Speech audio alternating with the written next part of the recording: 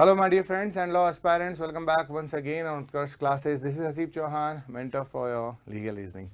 So, dear friends, आज हम बात करेंगे इंपॉर्टेंट न्यूज़ की। Supreme court plea for life time ban on convicted politician. Supreme court के पास एक एप्लीकेशन पहुंची है कि सर जो कन्विक्टेड पॉलिटिशियन है उन पर लाइफ टाइम का बैन लगा देना चाहिए।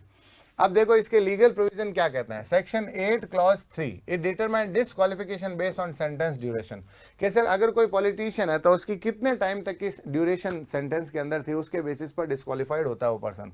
अगर किसी पर्सन को कन्विक्ट किया गया क्रिमिनल ऑफेंस के लिए और उसकी सेंटेंस होती है 2 साल या उससे ज्यादा, तो वो डिस्क्वालिफाइड होता है इलेक्शन में खड़ा होने के लिए। कब तक? इम्प्रिजनमेंट पूरी करने के लगभग 6 साल बाद तक के लिए। ये पॉलिटिशियन के लिए रूल है।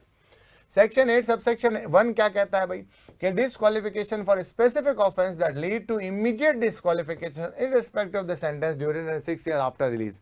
तो ये कह रहा है कोई फर्क नहीं पड़ता कि आपने कितने टाइम के लिए रहे, लेकिन कुछ ऐसे ऑफेंसेस हैं जहां पर पकड़े जाते ही तुरंत आपकी डिस्क्वालिफिकेशन जो है वो शुरू हो जाती है। Offense includes rape and other heinous crime, untouchability, terror and corruption related that offense। तो यहाँ पर ना तो हम ये देखेंगे कि कितने टाइम की सजा हुई और ना ही 6 साल तक का बैन रखेंगे, तुरंत ही लागू हो जाएगा। सेक्शन 11 ऑफ इलेक्शन कमीशन कहता है कि भाई यहाँ पर वो डिस्क्वालिफाइड पीरियड के लिए रिमूव भी कर सकता है, टाइम पीरियड कम भी कर सकता है। जैसे 2019 का केस है, election commission कॉन्ट्रावर्सली cut Prem Singh Tamang, Sikkim CM जो थे, उनकी डिस्क्वालिफिकेशन को 6 ईयर से लेकर 13 मंथ तक लेकर आ गया, enabling his election bid despite a corruption conviction. तो ऐसा होता रहता है। देखो इंडिया की पॉलिटिक्स है भाई साहब।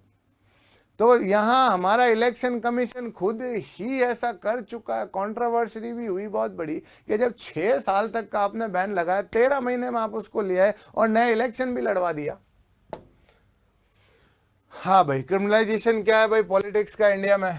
एडीआर की एक रिपोर्ट है साहब that 251 46% out of the 543 elected MPs in 2024 have criminal cases against them and 171 face serious criminal charges including rape, murder, attempt to murder and kidnapping.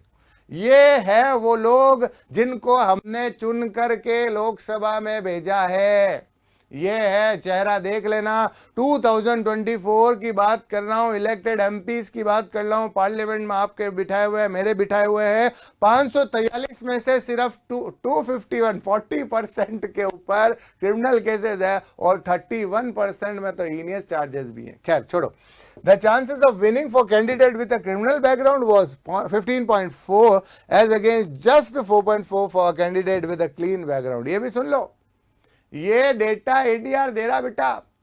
15.4% आपके जीतने के चांस है अगर आपके ऊपर कोई दाग लगा है, कोई क्राइम है, और 4.4 ही है अगर आपकी छवि साफ है। तो